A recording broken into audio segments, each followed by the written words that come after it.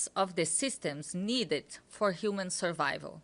He pointed out that people are starving, children are dying, and those with the duty to act are failing. The Secretary General said that as the occupying power, Israel has unequivocal obligations under international law, including the duty of ensuring food and medical supplies of the population. He stressed that we cannot allow this situation to continue with impunity. No more excuses, the Secretary General said, adding that the time for action is not tomorrow, it's now. He emphasized that we need an immediate ceasefire, the immediate release of all hostages, and full unfettered humanitarian access. There have been also several other statements on this, including from our Emergency Relief Coordinator, UN agencies, and our UN High Commissioner for Human Rights. All of those statements and materials are available online. And now on the humanitarian side, our colleagues at the Office for the Coordination of Humanitarian Affairs remind us again today that civilians are bearing the brunt of this war. As the strikes continue to intensify across the Strip, casualties are flooding hospitals' emergency departments. We and our partners continue to warn of the catastrophic consequences that the intensification of the ongoing offensive in Gaza City would have for civilians. Overnight and into today, multiple strikes were reported in the Jabalia al-Balad and An-Nazla neighborhoods. Our partners monitoring population movements in the Strip say that as a result, about 900 people reportedly left heading towards the Sheikh Radian neighborhoods and western Gaza City. Once again, we remind parties to the conflict of their obligations under international law to protect civilians, including humanitarian workers and those who cannot or choose not to move. As we have said before, those fleeing must be allowed to do safely. They must also be allowed to return if they wish to do so, as the situation allows. OCHA reiterates the urgency of ensuring people have access to aid and basic services, whether they live or stay. Supplies must be allowed to enter Gaza through all available crossings and corridors. We and our humanitarian partners must have safe, predictable, and sustained access to deliver aid at scale to people in immense need of assistance. Our colleagues working on health remind us that nearly half of all hospitals and field hospitals are located in Gaza City and account for 40% of the total inpatient bed capacity in all of the Gaza Strip. Expansion of military operations would further cripple the collapsing healthcare system. Many medical facilities in the south are operating several times over the bed space capacity. Partners stress that access to healthcare must be immediately restored to avert more preventable deaths. And today in Japan, the Secretary General delivered remarks on the occasion of the UN Special Day at the Expo 2025. He said that the United Nations touches our lives every single day. Every day, he said, the UN provides food and assistance to more than 150 million people, supplies vaccines to 45% of the world's children, and supports elections in more than 50 countries. The Secretary General highlights the importance of the reform. He added that he launched the UN 80 initiative to help ensure that the 80th anniversary of the UN is not only a moment of reflection, but a catalyst for reform and renewal. Mr. Guterres visited some pavilions at the Expo 2025 including the UN pavilion, and he expressed his gratitude to the UN staff there and volunteers, as well as to Japan and the host country.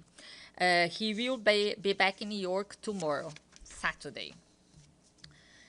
And here in New York as well, this morning, Mata Pobi, the Assistant Secretary General for Africa, briefed the Security Council on the situation in the Democratic Republic of the Congo.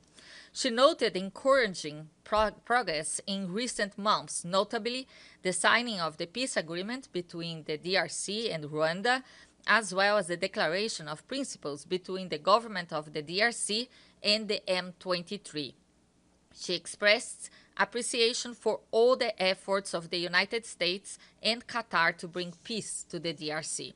She also noted the efforts of the East African Community, the South African Development Community, and the African Union, adding that the UN is providing support where needed.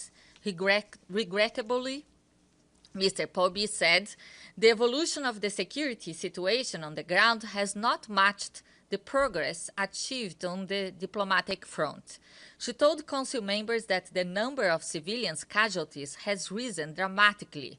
Humanitarian workers are risking their lives to provide limited assistance to a population whose needs continue to grow. Conflict-related sexual violence persists amid general indifference. The forced recruitment of children continues. At this critical moment for the country and the region, Ms. Pobi said it's vital that the Security Council place its full weight behind current peace efforts and exerts its influence to ensure respect for all and compliance with Resolution 2773. All parties must live up to their commitments and obligations. She concluded that while the situation on the ground remains dire, there is every reason to hope that with the genuine engagement of the parties and the concerted support of the international community, peace for the people of the Eastern DRC is possible.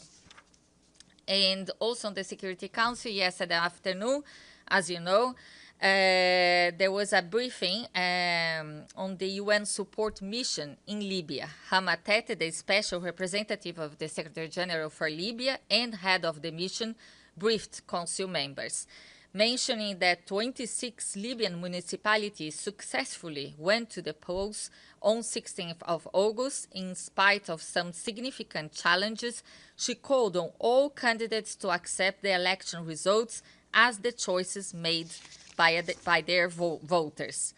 Ms. Tete pointed out that the economic situation in Libya remains dire and the security situation in the country also remains volatile, with increasing militarization of all sides. She urged representatives of both sides to resolve their outstanding issues through dialogue and not to make demands to each other that could amount to provocation. Both remarks have been shared with you, the ones on Libya and also the ones on the DRC. And the World Health Organization and the World Meteorological Organization today published a joint report and guidance highlighting the growing global health challenges posed by extreme heat on workers. The report notes that as climate change drives more frequent and intense heat waves, many workers who are regularly exposed to dangerous heat conditions are already feeling the heat impacts of rising temperatures. WMO noted that 2024 was the hottest year on record. Daytime temperatures of more than 40 degrees Celsius and even above 50 degrees Celsius are becoming increasingly common, a clear indication that immediate action is needed to address the worsening impact of heat stress on workers worldwide. The report is available online. And I have a senior personal announcement for you. Today, the Secretary General is appointing Chalok Beyani of Zambia as the Special Advisor on the Prevention of Genocide.